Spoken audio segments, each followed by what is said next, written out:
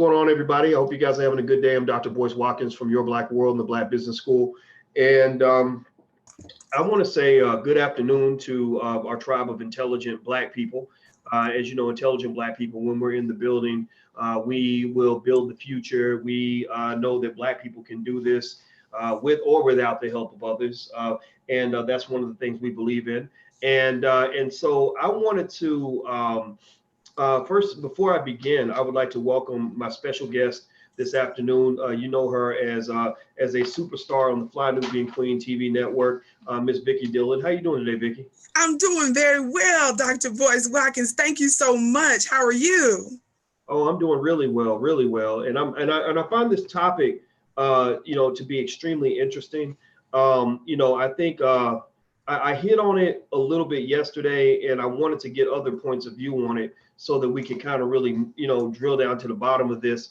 And it's weird territory, because there's so many mixed feelings on it, and so many people have strong feelings. And what I'm encouraging everybody to do is kind of hold your feelings a little bit until we have the conversation, so that all opinions, all perspectives can be laid on the table. One of the things you guys may know about this platform is this is a space where different viewpoints are welcome. Yes. We love hearing from different perspectives, different points of view.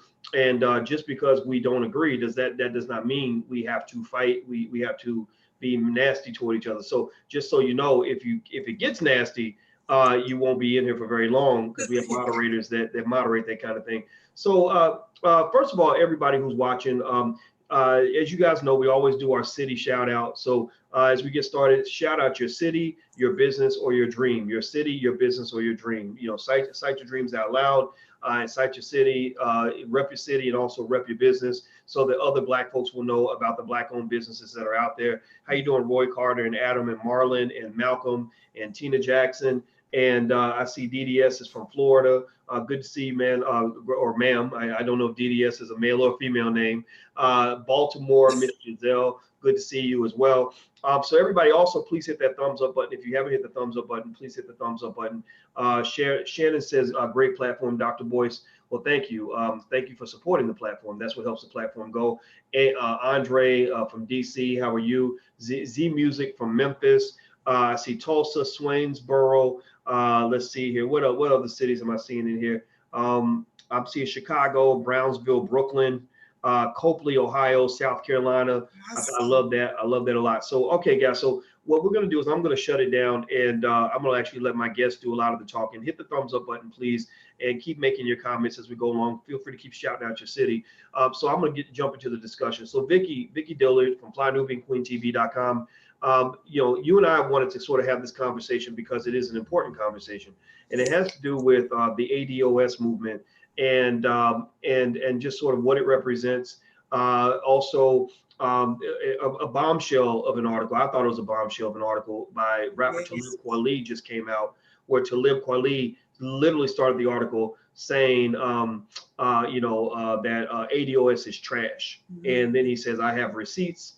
And he goes in the article's thousands of words long, where he makes a link, he makes an affiliation, he insinuates that there is a connection between ADOS and the right wing. That really the ADOS movement is a right wing front group that, and he makes it, and I think he's picking a lot on Yvette Carnell, who's the one of the co-founders of the ADOS movement, and basically says that the goal of the movement is to divide and to undermine the actual reparations charge. I thought that was pretty intense. Did you read the article? I did, absolutely. I very carefully, and I totally agree with you that it was certainly a bombshell piece, and I also believe it was indeed a hit piece. Yes, sir. Yeah, and I don't really like hit pieces like that much. I mean, I think that when somebody's objective is just to destroy something, you got to be careful about that. I'm not really sure how I feel about that. I mean, unless it's white supremacy they're trying to destroy, then at that point I don't say anything. But sure. But when you're going after something that someone's trying to create and build in the Black community, and you're just trying to just make it go away and discredit it, especially when you're considered amongst Black mainstream, Black elite, etc. Some red flags go up for me. What are your thoughts on that, Vicki? Absolutely. It is so important in terms of our motives as to why we do what we do, because I always say this, for Black people in America, we are at war. And Dr. Boyce, we've been at war with the most powerful nation on the planet, and that is the United States of America. And though they say now that we are dual citizens of this country, that they deemed us to be appropriate and technical, officially citizens, though we were once considered to be property and chattel slaves, we are not finding that to be true functionally. In reality, we're not finding that to be the case where we're being treated like we're true Americans. With that being said, when we began to operate, as you just mentioned before, in hit pieces, there was another point that I was getting ready to make. I'm gonna set that one to the side for now. But in terms of being careful, I wanted to go a little different way with that. In terms of being careful and our motives, checking our motives for why we do what we do, we can never forget that we're in this system of white supremacy and that Black folk in America are at war. And the war is on multiple fronts. They use the media to do it. They use education to do it. They use science to do it. They use food to do it, our relationships to do it. It manifests in a number of ways. And so media is one of the main ways that this war is waged. And so that's why we have to be careful when it's a Black person that is involved in a story or on television or in any place where it's a medium of communication. We must be very, very careful amongst ourselves as to why we do what we do. I will say this, in reading the article, I believe that because there's so many unanswered questions or insufficient answers to some of the issues that he raised, I think that's what led him to believe what he said about it being a right-wing, movement and ADOS leadership being pro-Trump and things of that nature. And I think too, because one of the founders, that being Yvette Carnell, has been found to be on a very controversial board, and that has its roots, or some tentacles at least, in racism. I think that because those answers and the response to why that connection, I think, is leading to some of the criticism. And I also say one of the things in terms of Talib Kweli doing, this maybe some would consider to be a hit piece, is because, based on the receipts he provided in the tweet, he was not even aware of ADOS or even trying to broach the conversation. It was apparently one of the leaders, Yvette, who found her way over there and insulted him, he felt, in a way, and that opened up a whole can of worms, not to mention those that say they are followers of ADOS. He felt offended by that. So I think all of that had something to do with the tone and the tenor of the piece that he did. Well, I'll say this, and everybody who just tuned in, I'm speaking to Vicki Dillard from FlyNubianQueenTV.com about a recent hit piece that Talib Kweli, the rapper, wrote about the ADOS movement. And the ADOS stands for American Descendants of Slaves. And the ADOS movement, from what I understand, is a movement that is driven to secure reparations as a talking point and as an objective for anybody running for political office. Mm-hmm. And now the interesting thing about that, Vicki, is that I think most of us, now tell me if you guys agree, how many of you support the idea of reparations for Black people? How many of you feel that Black people deserve reparations? Just say yes, I do, or no, I do not, based on how you feel. So let's take a quick little straw poll. How many of you feel that, okay, I see a lot of yeses, okay, I see DDS says yes, PS says me, Miss Giselle says of course, right? So I see a lot of yeses, right? So a lot of us agree. Lakeem Muhammad says yes, Michael Cooper, Mr. Pirate Brain, Samantha, Neely Capital says thumbs down. Okay, all right, well, he's the only one that says no, but everybody else says yes. All right, so most people agree, and this leads to my question on this, Vicki. Most people agree that reparations is an objective that we should support, right? I've said this, I've never said anything different my whole life, ever. I've never said Black people don't deserve reparations. That would be insane to say. But I will say, that that one of the issues, and I'd like to get your take on this, is that there's been this weird divisiveness that has got to the point where, even people that support reparations have been, attacked by Yvette Carnell, the leader of the ADOS movement. I think that she has sort of consistently seen this as an either or thing. Either you believe in do for self or you believe in reparations, but you can't believe in both, right? You know, whereas I'm in that category. I've always go find me any video where I've ever said that Black people don't deserve reparations. I've always said that, and I've always said I will not vote for a politician unless they support reparations. Yes. But I also believe that, you know, that white folks are not trustworthy as a collective. That white people have lied to us. They've broken treaties. They promised us 40 acres and a mule, didn't deliver the 40 acres or the mule, right? And so my argument has been you have the do for self approach as a supplement to the reparations quest. It's not a replacement.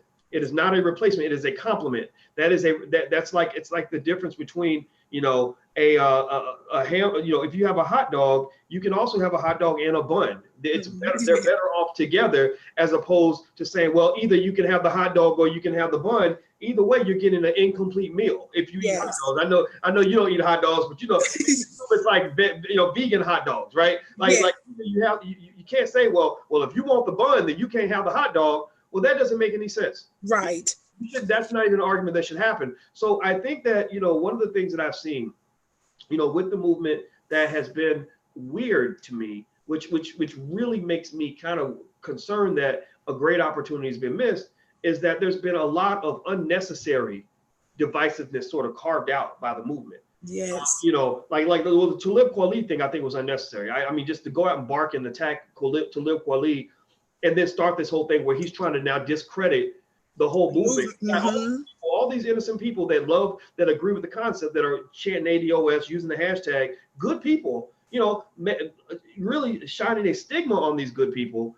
You know, I don't think that was necessary. That fight did not have to occur. And if you really look at sort of the track record there, you know, you've seen Yvette and Tone. Unfortunately, they alienated Dr. Claude Anderson, who has been a strong proponent of reparations for 50 years. My God. They alienated Minister Louis Farrakhan and done hit pieces on Minister Farrakhan. I've seen them use terms like do for selfers, which is those do for selfers. So you're alienating millions of Black people who believe that we can accomplish things without the help of white people. And then also, of course, you've got Black immigrants who identify with the cause. You know, so what do you think about this? I almost feel that we might be missing an opportunity because, you know, what is it? You kind of, it's kind of like live by the sword, die by the sword.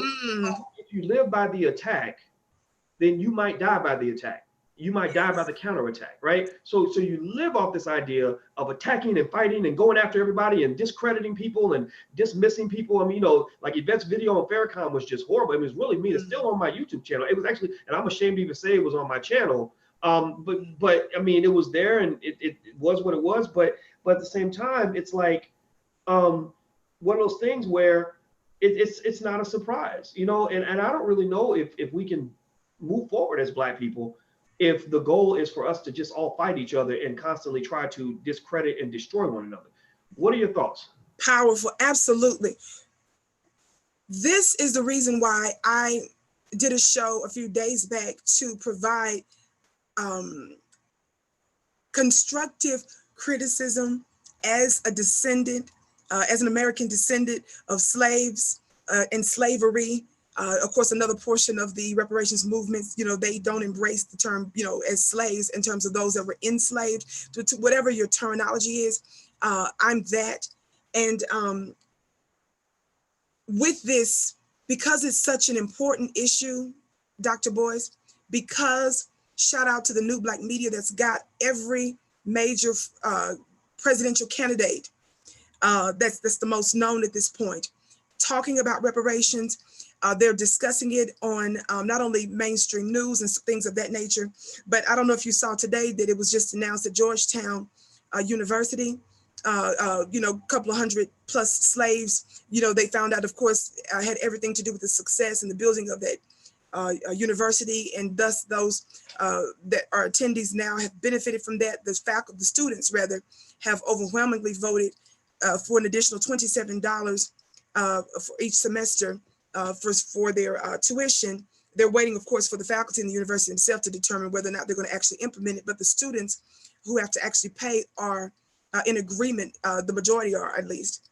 we're seeing that this has everything to do with this issue. So because it's so important, Dr. Boyce, we cannot afford to alienate those that would be such a help to this movement. Because we're at war, and I'm not going to stop saying that, we're not in normal times. We are in unusual times. We're not in an ordinary time because of the seriousness of the Black condition. Because of that, when you have someone, and I'm not just saying this because I am on your platform, these are just receipts, these are just facts. You have someone like yourself, Dr. Boyce Watkins, who provides a platform for Black folk. You have over 30-something thousand on one of your channels for YouTube. You have numerous other channels on Facebook. You have numerous platforms that you use for the sake of Black issues. You have a school, an online Black business school, finance school that is blessing, business school that helps tens of thousands upon tens of thousands of students around America, and I would imagine also around the world. You provide a major platform for folks like myself, who's a contributor on Fly Nubian Queen TV, in order for Black voices and Black content to go forth in the world unobstructed by white supremacist systems. And it is to you that a tweet was made by both of the founders of the hashtag ADOS that specifically and publicly stated that they don't want you to have anything to do with ADOS. Publicly, they said this. They distanced themselves from you. They disagreed with some decisions they claimed that was made, but they publicly dismissed you and specifically said they want you to have nothing to do with ADOS. You who I've heard say, I am a descendant of slaves and slavery. What do we look like distancing ourselves from folk like you, who's one of the few Black PhD finance professors? I know you're doing that for a quarter of a century. Why would we alienate someone like yourself from this movement? Why would we talk so ugly about Dr. Claude Anderson, who's in his mid-80s, who has not only been talking to Dr. Boyce, he's not only been writing books about this for decades, he has literally met with congresspersons, with politicians to make this happen on the legislative level. He has literally put up his money to fight in court for Black people. So, you know, when they make the statement that the revolution won't be televised, he was doing the work when nobody's paying attention. We're going to talk, we're going to distance ourselves from those people. That I don't want anybody to talk about, well, this is they're trying to divide. No, I want us to not move to the next thing until we answer the question, does that matter to you that the leadership has publicly distanced themselves from people like yourself who has desired to be a part, who said you wanted to be a part, who's publicly made it clear any differences that you would have with me, let's put it to the side, let's unify.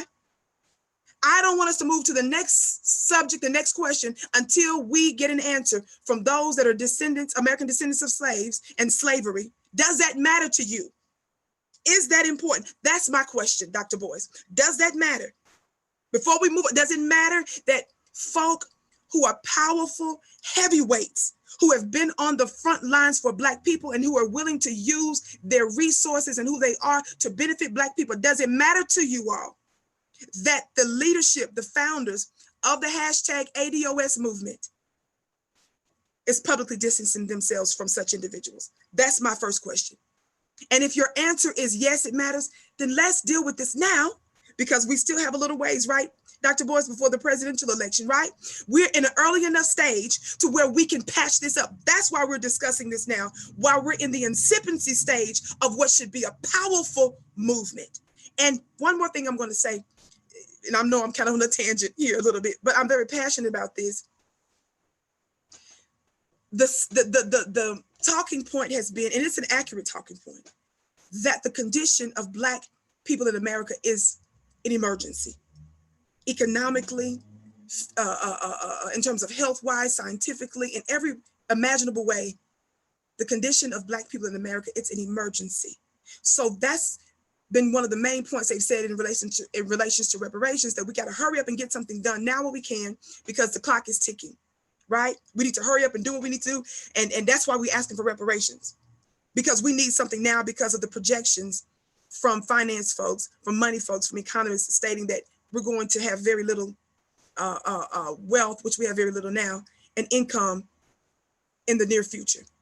If that is true, it only makes sense to me, in my humble opinion, that you would do for self.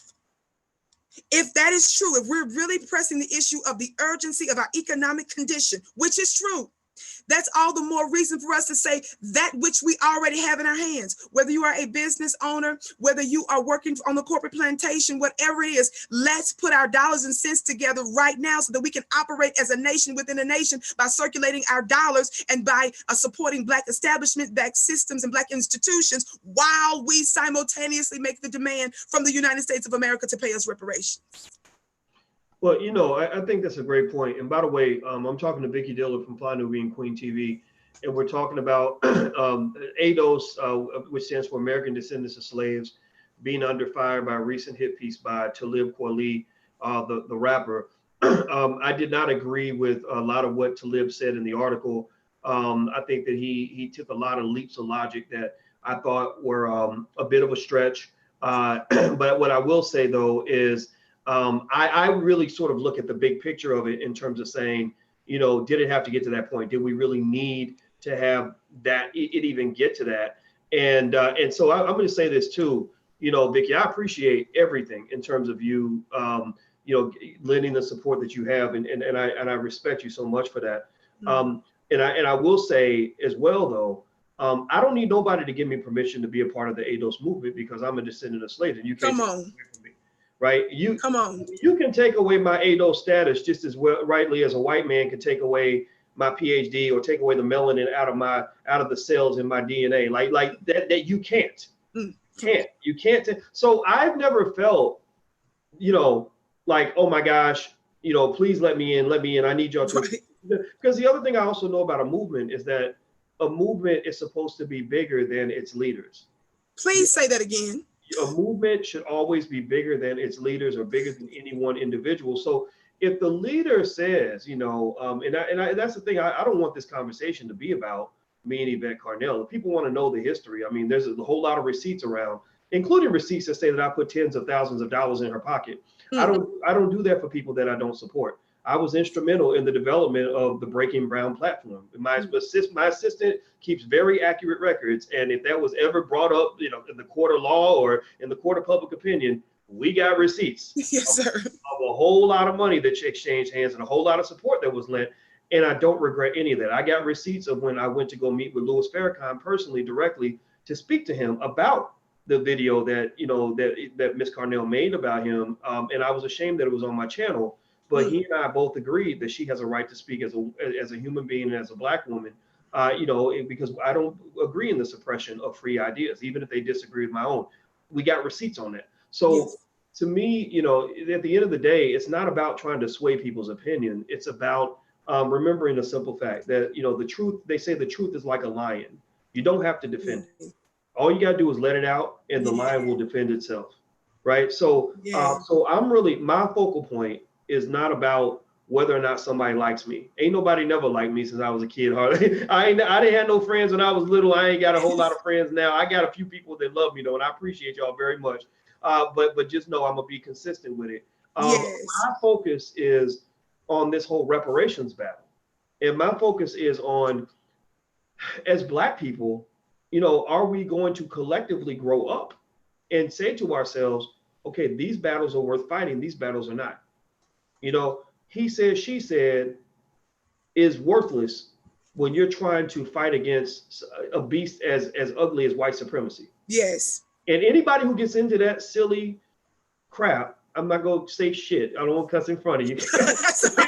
anybody, that's all right. That's all right, Doc. Anybody who digs into that silly shit, to me, is too immature to be part of the revolution anyway. Yes. And we know every movement's got its extremists, its radicals, it's people that just want to destroy. And that's it, you know, and I don't think that they help the cause very much. So yeah, you're gonna have some members of the ADOS movement who are gonna go crazy, say horrible things, talk about your mama, say personal things about people.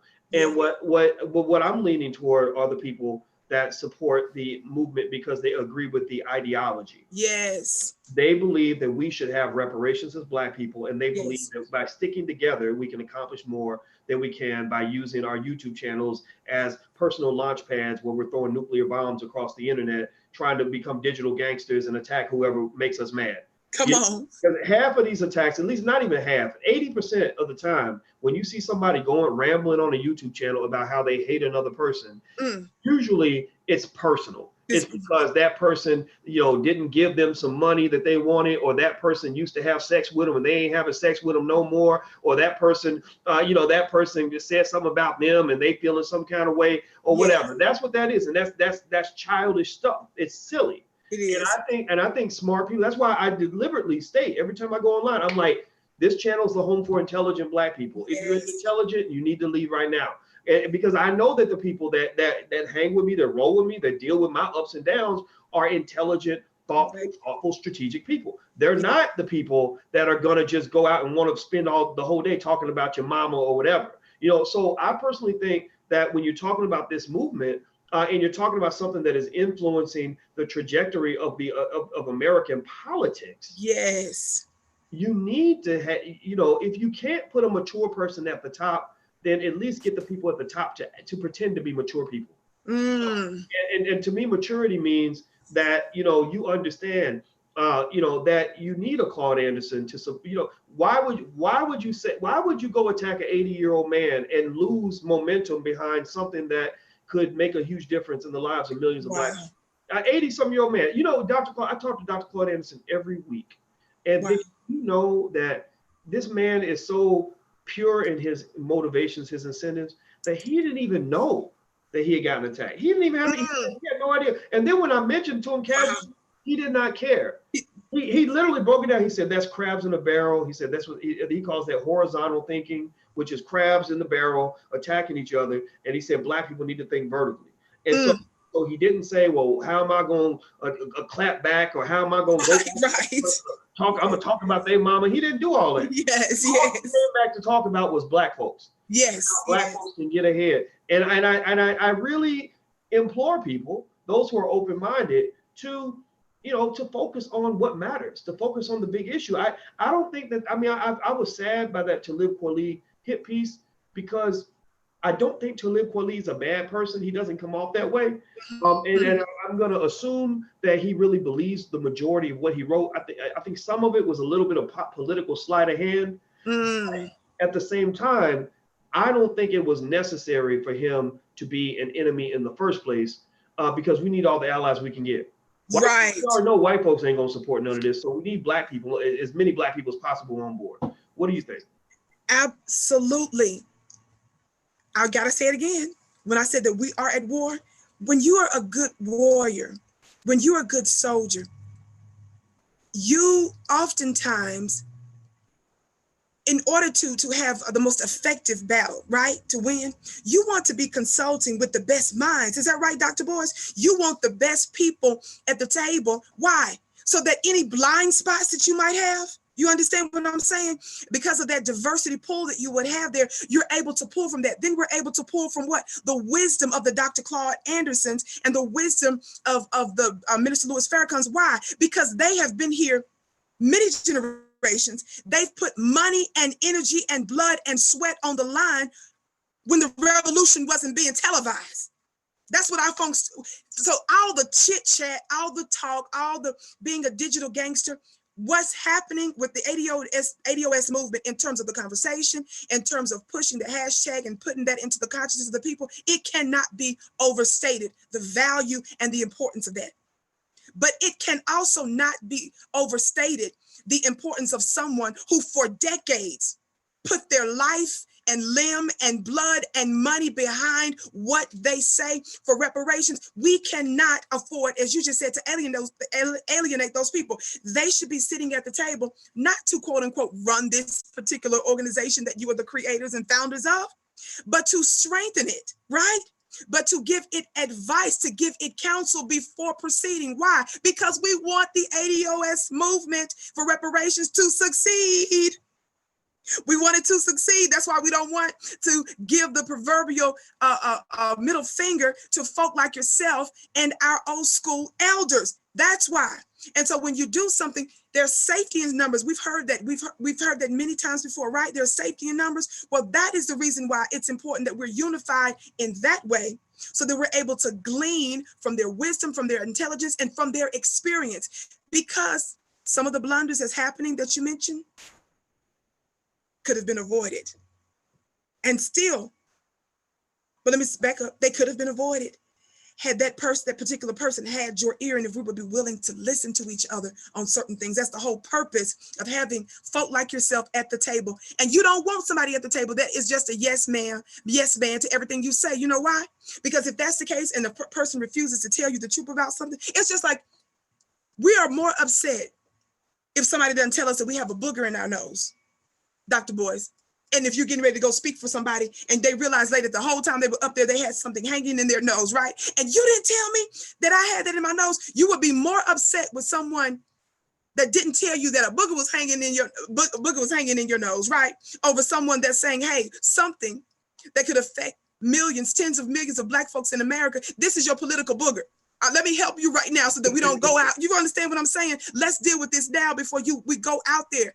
And that is what my issue is, because I want this to succeed. I want us to be unified. And so because it's still in the early stages of the presidential race and campaign, folks are still just now getting in. I think it's about 18 that have declared on the Democratic side. Things are still yet to be seen on the Republican side, if Trump is going to even have a serious contender in terms of the Republican side. We want the success of this, and that's why we're saying we need to close ranks. That's what I'm pushing. That's what I'm advocating for, that we need to close ranks, but not pushing away folks like Talib Kweli. And who knows, maybe he wouldn't be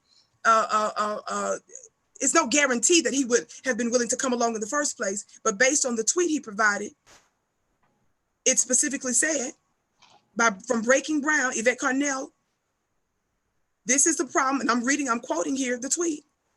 After he said, let me read first Talib Kweli Green's tweet from March 3rd. He said, I support the idea of reparations, but I am more in support of a plan for reparations than I am in support of shouting reparations now into the void or holding my vote hostage and letting Trump win again because the candidate who can beat him doesn't see that vision. And in response to that, Yvette says, this is the problem with Black celebrity, loud and wrong. I don't know why we should be concerned with what you think anyway. #ADOS. Life is imploding, and you obviously don't understand what the data suggests about the need and urgency of a reparations movement and program.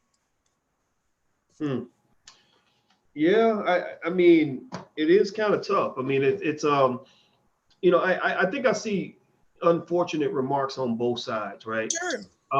By the way, everybody, if you're watching, hold on, give me a second. Everybody on Your Black World just disappeared. Do me a favor, everybody, please take a second, hit the thumbs up button. If you're on Facebook, please share this video. So everybody on YouTube right now, on the count of 3, everybody, please hit thumbs up. 1, 2, 3. Please hit the thumbs up button. Very important. Please hit the thumbs up button. Also, please share the link if you want to support Intelligent Black Media. You can also go to intelligentblackpeople.com. That's intelligentblackpeople.com. So Vicki, I'm speaking to Vicki Dillard from FlyNewBeingQueenTV.com.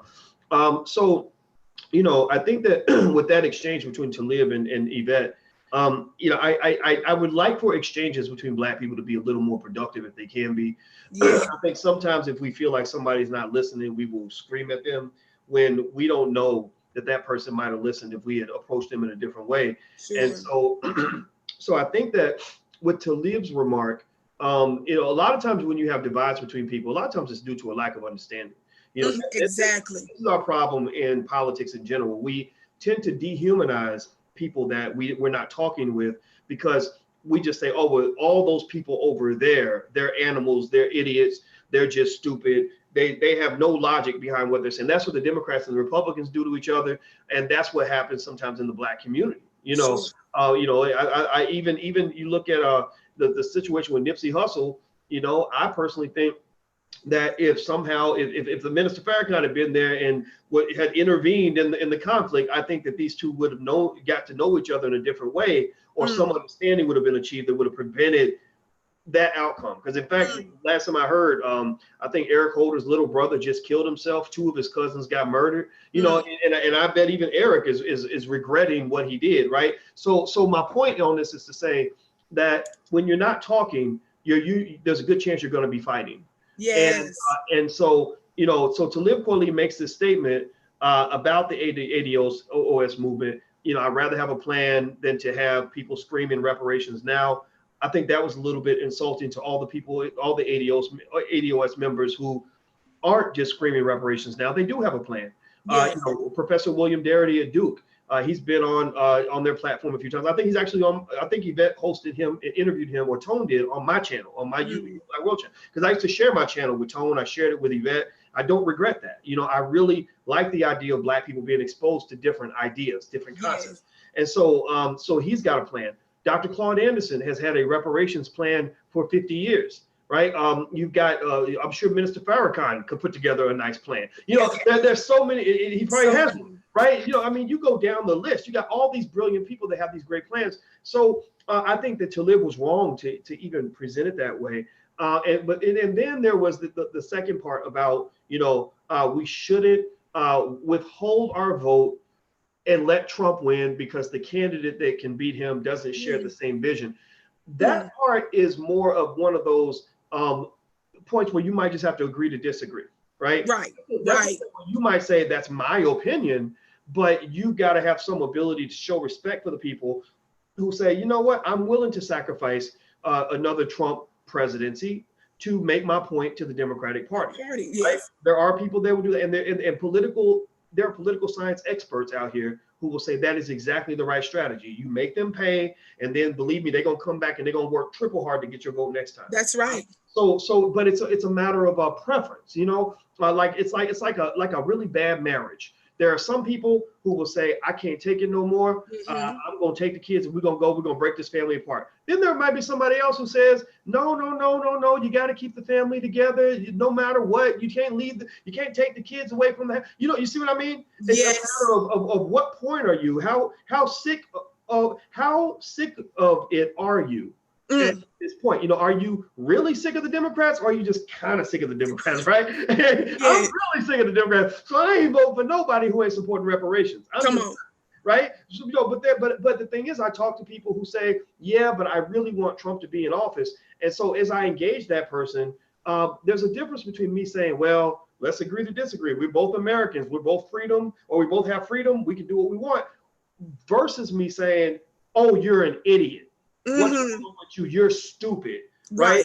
But you know, you see what I mean? Like there's a difference, and so I think that Talib Kweli could have made his point a little without so much of a condescending kind of nature to it. Yes. I think Black folks get a lot of that from the mainstream Black folks that are on TV. This whole like, oh, you're stupid if you don't vote. If you don't vote, you don't count. Your ancestors died for you. You have the right to vote. Yes. All this other nonsense, right? But then I mean, you know, when you look at the response, you know, from Yvette, the response was like, all you celebrities, loud and ignorant. You know, and that's like, so you're taking a whole group of people and you're dehumanizing those people. You don't know these individuals. You don't know them as, you know, so if I'm a celebrity like a Talib Kweli and I'm trying my best to do my best to be connected to my people, and you just say you lump me in a group with a bunch of other people, right? That's not fair. That's like looking at an athlete and saying all you dumb jocks are the same. Right. It's not all the same. Some athletes, Myron Rolle is a surgeon. Come on. Just like all these other guys, many of whom are not surgeons, but that don't mean Myron is not going to be a great doctor. That's right. So I think that really the bottom line, the bottom point I'm making here is that communication is effective, I think, for conflict resolution, because your communication forces you to recognize the humanity of the person you're talking to. You know, like you are a thoughtful person just like me. You came to a different conclusion. So let's see if we can find some common ground. Because I bet Vicki, I bet if you and I talk long enough, we would probably find 100 things where we don't see eye to eye. Sure. But just because we don't see eye to eye, don't mean we got to fight, or I got to, you know, stereotype you or attack you and say that you just stupid. Or ain't nobody got to do all that. That's right. Tomato. What are your thoughts on that? Absolutely, Dr. Boyce. And I'll say this too. In the part where you mentioned, and I'll talk to the point where I really disagree with Talib's positioning of this. But according to the article after the tweet that I just read from both he and Yvette Carnell, he says that he was taken aback when he received such a vile personal attack, because he said on his character and life's work at first glance to be what he thought at first glance to be a pro-Black woman. He says that it was clear to me that I supported a plan for reparations in the tweet she was critical of. So why the attack? He said he had not even heard of ADOS or Yvette Carnell before he wrote the tweet.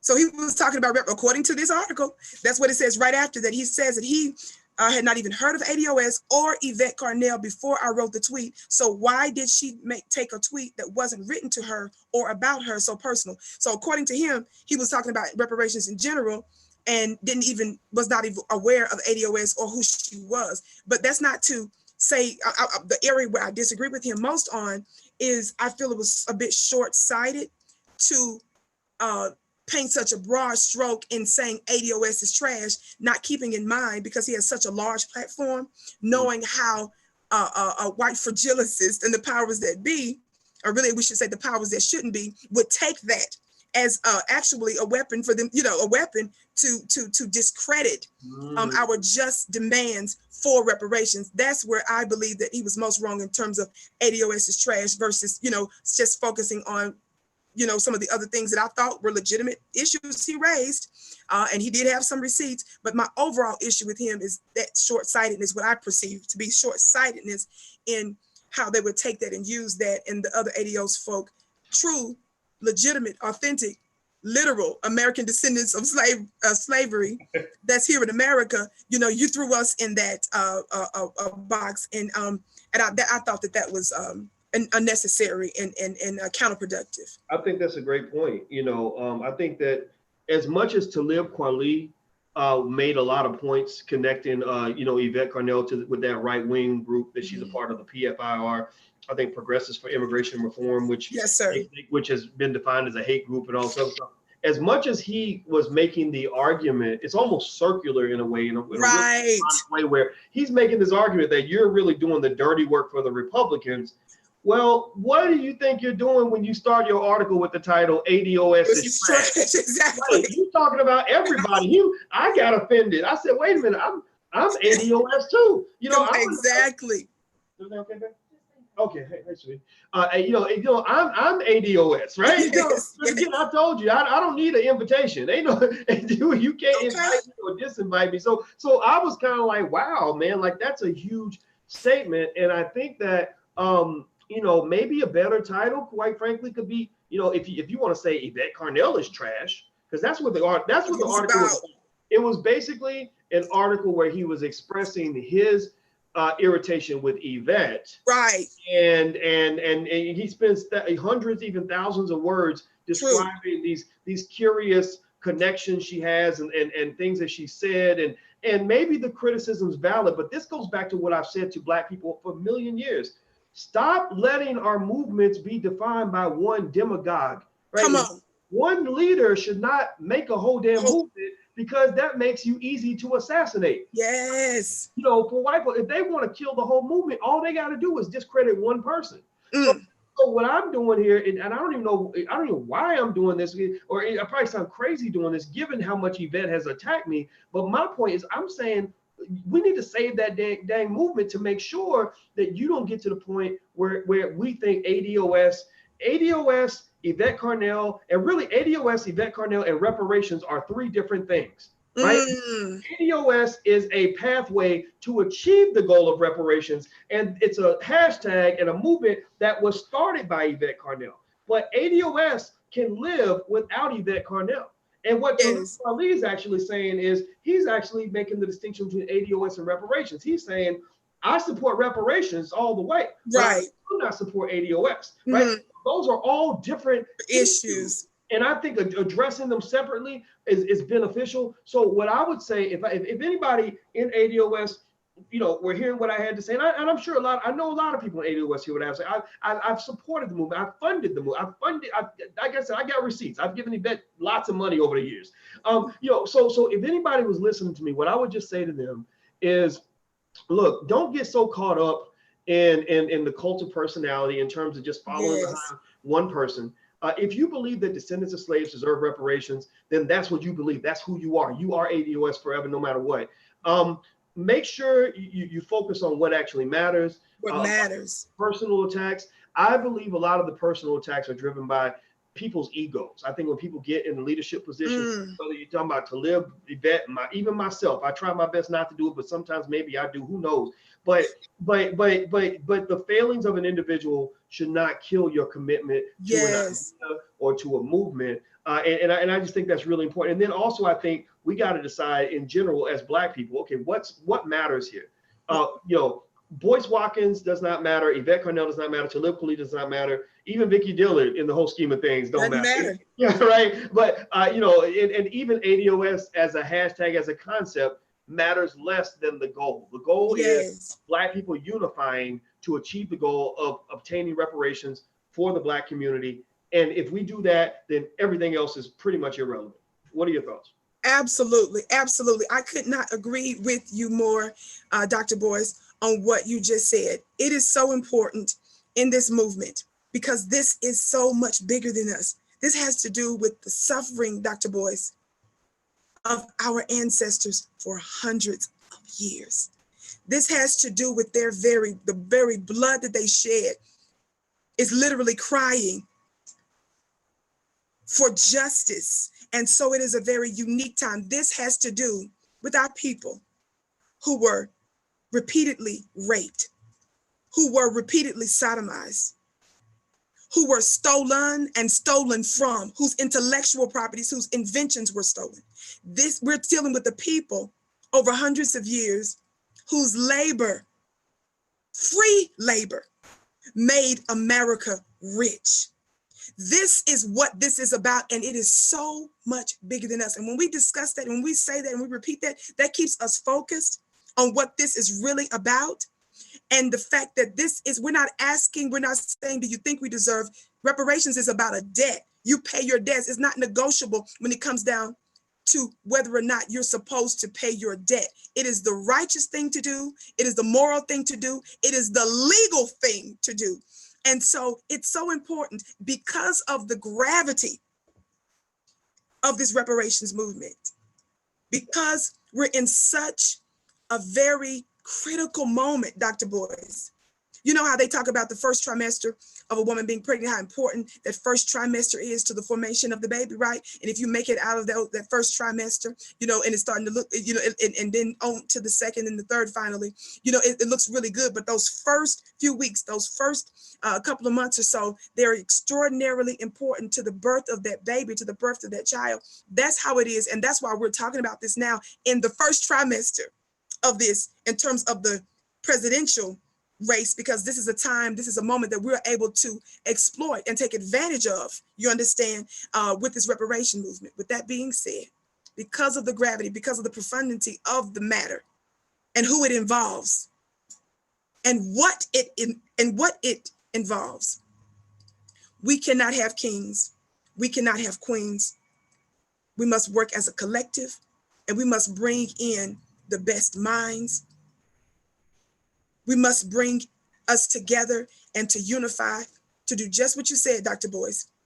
If we are dealing with someone that agrees with reparations, whether it's the us too, whether it is the ADOS, but we agree to reparations, we need to be sitting together, talking together, moving together, and not alienating other folks, not using your very public platforms, using your audience to specifically and deliberately say, we don't want so and so and so to be a part of this. I believe that's a big no-no, and I believe it's time for us to close ranks. And I believe that when we recognize and remember that this is about our ancestors, this is about us because we're the manifestation of them, selfishness and ego must go in this movement. This is about the collective. This is bigger than us. Absolutely. I agree with you 100% on that. All right, everybody. You were listening to Vicki Dillard. In case you can't see her, this is Vicki Dillard from FlyNubianQueenTV.com. She's actually going to discuss this issue on her show tonight at 6:30 p.m. Eastern Time at FlyNubianQueenTV.com if you haven't gone there yet. Also want to say thank you to Kevin Russell for your gift, your financial support for the platform. We will apply this to spreading the messages of intelligent Black people throughout the world. And also, somebody asked earlier, 10 minutes with Big Elvis. He asked, do you respond to super chats? And I do read out the super chats, but I let the guests finish what they're saying first before I get to it. So I don't want you to think that you were ever ignored. We are always hearing everything that you have to say. And also, I want to make sure another group of people that don't feel ignored are the people that created the ADOS movement. You know, I think that we owe gratitude to Yvette Carnell and Antonio More. And I want to let them know that they're welcome to come in and defend and share their point of view. If they ever want to come in and give another perspective, then I think it would be wonderful for people, all of us on the same platform, finding our common ground and ways to build together. And it would make me personally feel good because, you know, I was very sad that Yvette Carnell was hurt, you know, after we stopped working together, because I used to work with her all the time, every day. And I've texted her, I've called her a few times, and maybe one day she'll return the call. And again, then that door is wide open. It's never going to be shut because I may have a different point of view. Maybe I'm a little weird, but at the end of the day, my goal is to do the right thing on behalf of our people. And that's what I'm going to keep doing. And so, and I'm not going to apologize for that. That's right. And I think, and let me just say this, I'm so thankful. I love that about you, Dr. Boyce. It is not about whether this particular person is perfect and all this other kind of stuff.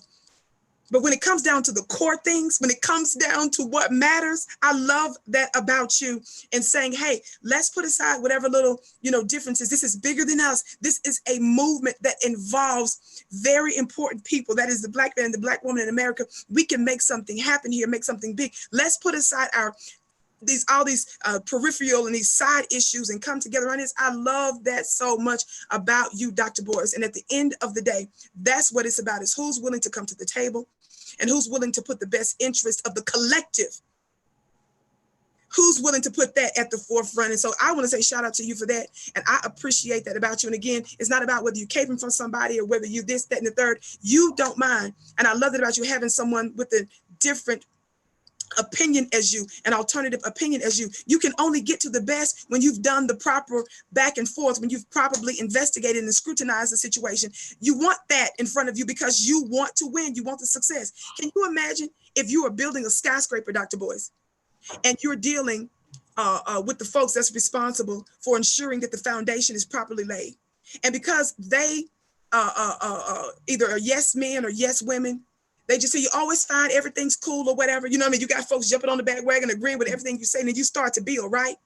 And it took you a long time to get it done. But that person who was responsible for ensuring that on that construction project, for ensuring that the foundation was properly laid, they weren't truthful. They were just trying to be a yes man to you instead of telling you the truth, that this is a problem. We need to make sure we fill this, that we do that. That's a shame when we don't have those other voices at the table, because you're building on a faulty foundation, potentially, and that thing might fall. After all that energy, after all that money, after all of that research, after all that you do, it would be absolutely good for nothing if the foundation is not properly laid. So we shouldn't reject other folks that could be on the team because they're not saying yes and agreeing with every little thing, or your plan, your financial plan is not exactly my financial plan. You understand what I'm saying? And I hope this is making some sense. But I don't want somebody who I'm hiring to come in to help me build a project or a building in an edifice or a home, and they're not going to tell me the truth about the foundation, because by you trying to suck up to me and make me feel good today, you understand what I'm saying? It might be detrimental tomorrow. And so we need folk who can come and use their hashtag. I love this, the big Black brains in the room. Bring them in so that we can ensure success. Well, I want to say thank you to Vivian Morris for your gift. I appreciate that very much. She says, thank you. We appreciate you both and the rest of the team. But we appreciate you because we can't do this without you. And I agree. And I think at the end of the day, it's all about, I'm a little weird in terms of whether somebody agrees with me or not. I actually enjoy talking to people who disagree with me more than I enjoy talking to people who agree with me. Because, I want us to, because that's how we complete each other. We supplement. Yes. As long as our motives are are pure. It's it's sort of like, as long as we have the same core objective. So it's like a mother and a father are going to have sometimes two different visions on how to discipline a child. Like I know in our house, when the 8-year-old is crying, her grandmother's reaction is, and her mother's reaction is, oh, we need to coddle the baby. And my reaction is, no, we don't need to coddle the baby. We need to toughen up, right? It's a balance. There's a balance, right? That's right. Yes. Not right, but I'm right and she's right, right? But because you need all of that. So on the reparations topic, I think what really bothers me about the disagreements that Black folks are having on ADOS and reparations is that there is no disagreement.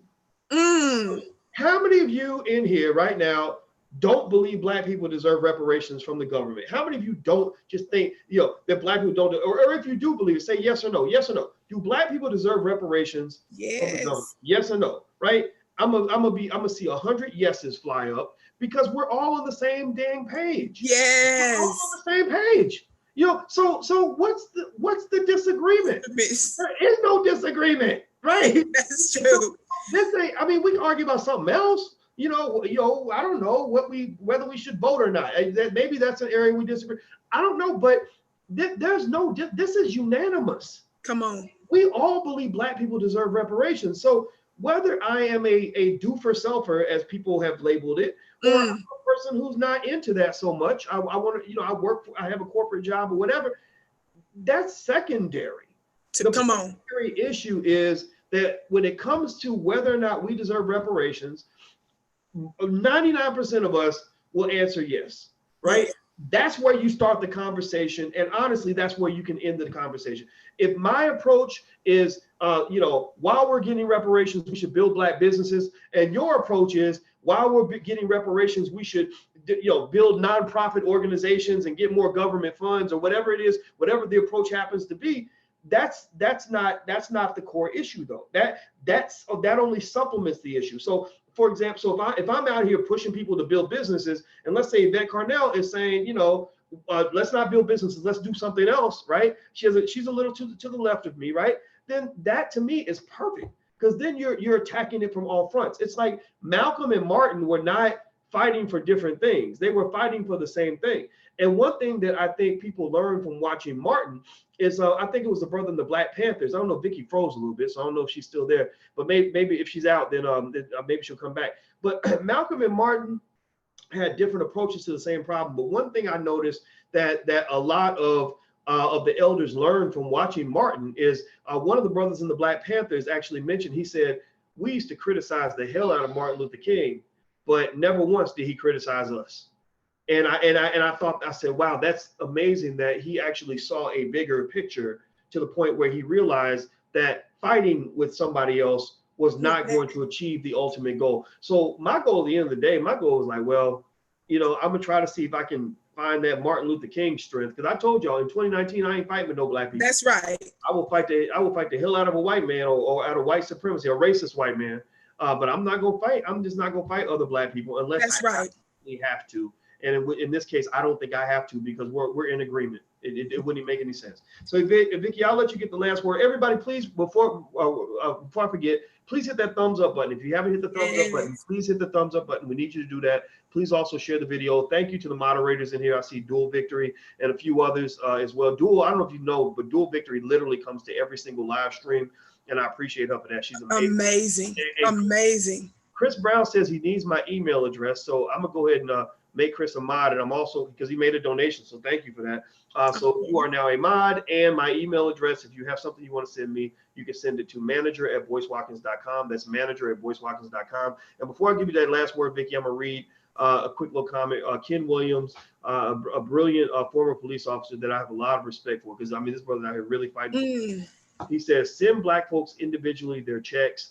They don't need another quasi-government in control of their heirs' money. I can't argue. Wow. Give that money to the community. Don't sort of put it in the hands of people that are going to take it. I can't argue with that. I'll let you get the last word. It's really not much to say except for what I already said, and that is unity. Unity, unity, unity. Let's check ourselves individually to make sure that our ego is not in the way, and that we remember why we're doing this. This is bigger than us. And not only that, I want us a statement that makes so much sense and that blesses me every time I think about it and say it. The Honorable Elijah Muhammad, that great founder of the Nation of Islam, almost 90 years ago, said these words that how long the nation has been in existence, almost 90 years. And he said that when Black folk unify, and now we're not talking about folks registered members of the nation. No, when Black folk in America unify, it's stronger than an atomic bomb. And we must never forget also, Dr. Boyce, not only did this wonderful, great Black leader say this to us, and by the way, he was considered in his day to be the most powerful Black man in America. I don't know if many people knew that or not, that he was quoted as that as a publication. This is the one that was talking to us about, the Honorable Elijah Muhammad, about having 20 to 25 years that the United States needs to ensure they take care of Black folks so that we can get our own land and do for self. That was a type of reparations, you might call it. He talked about unity. Unity is stronger than an atomic bomb. And the second thing, J. Edgar Hoover, the former director of the FBI, Federal Bureau of Investigation. I always talk about this because it's manifesting. And there's a new arm of the COINTELPRO now, BIE, Black Identity Extremists. That's another subject. But it is written in federal documents from the FBI, Dr. Boyce. Your government at its highest levels said that one of the main reasons for COINTELPRO, which was to destroy and damage Black movements and Black people, he said that it was to prevent the rise of a Black Messiah. And it's written. And two other things. This Messiah that could do two things, they said. They could electrify the people, the black folk, and that could unify us. Isn't that something?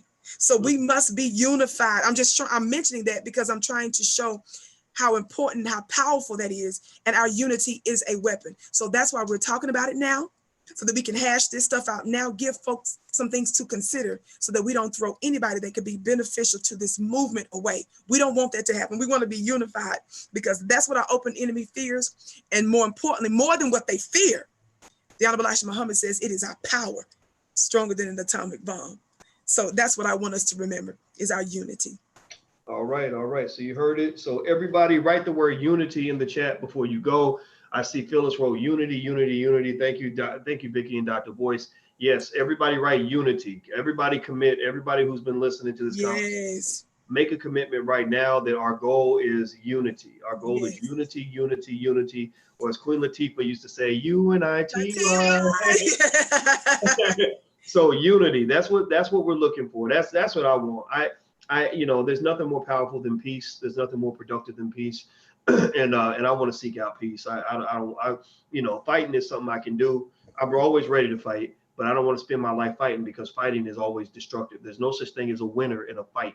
The thing you get is the biggest loser and the smallest loser. Okay, whoa. But everybody who was fighting is a loser at the end of the day. Everybody who fights. So when two Black people fight, the biggest loser is always the Black community. And I think that we got to learn that and understand that. I think that what's going on right now in Los Angeles, I keep bringing up Nipsey Hussle's situation, or the funeral, because that's what's on everybody's mind. But I just, I'm saddened by the whole Nipsey Hussle situation because I see two young Black men gone from their families, gone from the community.